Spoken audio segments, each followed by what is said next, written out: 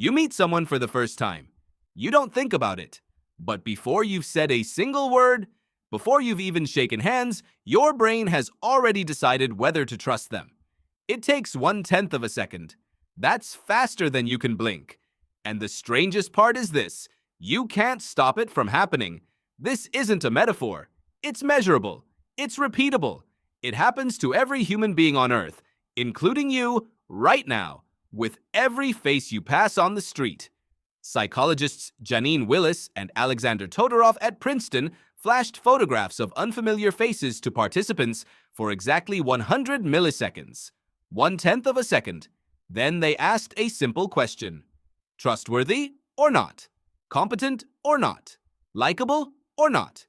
The answers came instantly, and when participants were given far more time, 3 full seconds instead of 1/10, their judgments barely changed. The extra time didn't make people more accurate.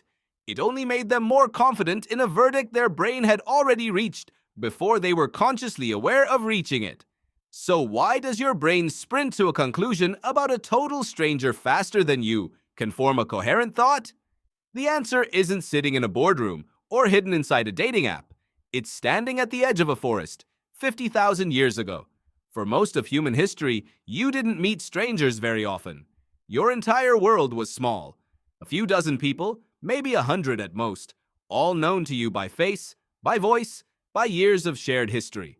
Everyone outside that circle was, by definition, unverified. And unverified to your ancestors meant something specific. It meant possibly dangerous. It meant an unknown variable in an environment where unknown variables could kill you. When a stranger appeared at the edge of camp, there was no time for a background check. No references to call, no weeks of careful observation, no slow build of trust over shared meals. There was only a face, a posture, a handful of seconds, and one urgent question: friend or threat? Approach or retreat? Share what little you had or defend it? Guess wrong in one direction, and you might lose food, territory, even your life. Guess wrong in the other direction, and you might miss an alliance that could have kept you alive through a hard winter.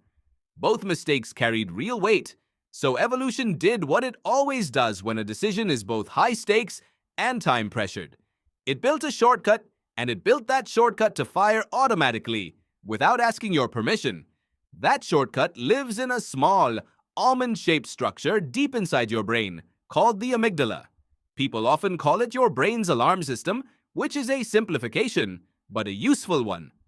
Todorov's later research, using brain imaging, found that the amygdala activates within milliseconds of seeing an unfamiliar face, often before the slower, more deliberate reasoning regions of your brain have even finished processing what they're looking at. Your gut reacts before your mind catches up. That isn't a flaw in the system. That is the system, working exactly as it was built to work. Here's where it gets strange, though. Your brain isn't actually reading danger. Not directly. It's reading shape. Specifically, it's reading subtle variations in facial structure, brow height, cheekbone width, the curve of a jawline, the resting angle of a mouth, and mapping those shapes onto a mental model of trustworthy versus untrustworthy that you built without ever realizing you were building it. A slightly upturned mouth reads as warm. A lowered, heavy brow reads as aggressive. A rounder face with higher cheekbones, the kind researcher Leslie Zebrowitz has studied for decades under the term babyface effect, reads as harmless and approachable, almost regardless of who that person actually is. None of these signals reliably predict whether a person is actually trustworthy. That's the part that should unsettle you a little. Multiple follow-up studies building on Todorov's original research have found that snap judgments of trustworthiness made from a single still photograph correlate weakly, if at all, with a person's real honesty or behavior.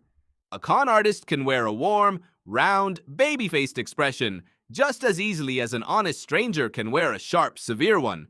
Your brain doesn't know this. It was never given the chance to learn it, because for most of the time this system was being shaped, everyone you ever judged was someone you'd eventually get to know anyway.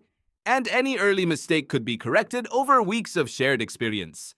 That correction window barely exists anymore. You scroll past 100 unfamiliar faces before lunch, and your ancient evaluator fires on every single one with no follow-up, no correction, no chance to learn it got something wrong. You are running a 50,000-year-old algorithm trained for survival inside small, tightly known communities and applying it to a world of billions of unfamiliar faces it was never designed to evaluate. The tool still fires every time. It's just aiming at a target that mostly isn't there anymore.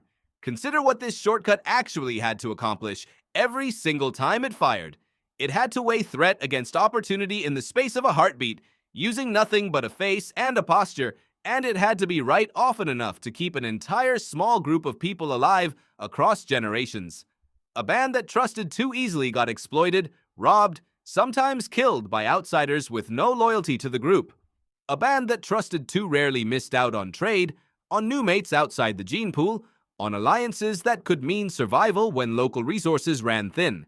Neither extreme worked. So natural selection tuned this system toward caution, just slightly, just enough to keep you alive on the side of suspicion rather than the side of generosity. That tiny bias is still sitting inside you today, waiting every first impression you'll ever form, whether you're standing in a forest or standing in line at a coffee shop. And it isn't only faces.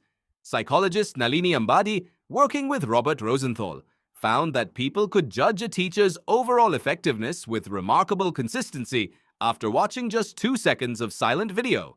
No sound, no context, just posture, expression, a flicker of body language. Strangers, watching strangers, produced judgments that lined up closely with evaluations from students who had spent an entire semester with that same teacher. Ambadi called this thin slicing, your brain's ability to extract a meaningful, often accurate pattern from a tiny sliver of information.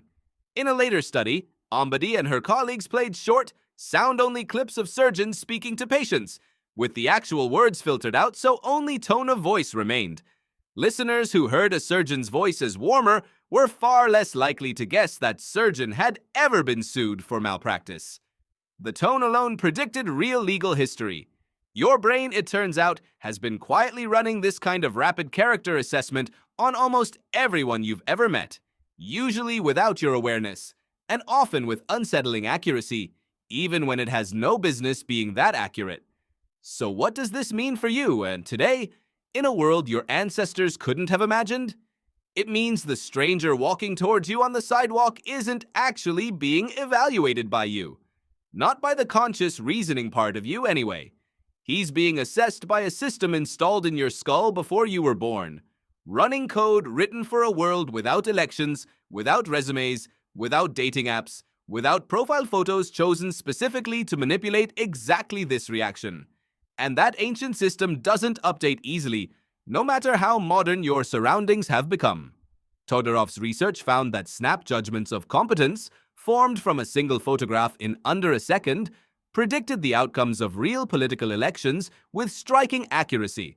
Not because more competent candidates simply looked more competent, but because voters, like everyone else, trust the face before they ever get around to trusting the facts. Think about your last job interview. The decision may have already tilted slightly in the first 30 seconds before you had answered a single substantive question simply based on how your face, your posture, your handshake registered against an interviewer's ancient, half-conscious threat detector. Think about a dating app where a thumb swipes past a face in under a second, running the exact same 100-millisecond evaluation Willis and Todorov measured in their lab, except now the stakes are romantic instead of territorial. Think about a courtroom where a juror's gaze drifts toward a defendant's face long before any evidence is presented, and a quiet, wordless verdict begins forming underneath the official one. None of these modern situations were designed with your amygdala in mind, and yet your amygdala shows up to every single one of them, fully convinced it is doing exactly its job. Even your social media profile picture is being filtered through this same ancient lens. The photo you chose, the angle, the slight smile, the lighting, all of it is quietly negotiating with a stranger's threat detection system before that stranger has read a single word of your bio. You didn't need a psychology degree to know this instinctively. You picked the photo where you looked warm, open, unthreatening, Because some part of you already understood that the picture would be judged in less time than it takes to say your own name. Here's the part that should really sit with you. You cannot turn this off. Even knowing precisely how it works, even reading this sentence right now, your brain will still deliver an instant trust verdict the next time you meet someone new. Awareness doesn't disable the system. It only gives you the option to notice the verdict arriving and to ask, just for a moment, whether you actually want to trust it. That's the real twist hiding inside all of this. The oldest part of your brain, shaped to keep a small band of humans alive at the edge of an open savanna, is still quietly running the show every time you make eye contact with someone you don't know. Not because it's broken, because it is functioning exactly as fast and exactly as flawed as it was always built to. Next time you meet someone, try this. Watch yourself in the moment of meeting. Notice how fast the verdict arrives, before language, before logic, before you've consciously decided anything at all. Notice that it arrives whether you invite it or not. You met someone for the first time, and your brain had already decided whether to trust them before you'd said a word. Now you know why. The real question was never whether your brain would judge a stranger in an instant. It always will. The real question is whether you'll keep handing your decisions over to a 50,000-year-old shortcut, or whether you'll finally notice the moment it fires and choose just this once to look a little closer.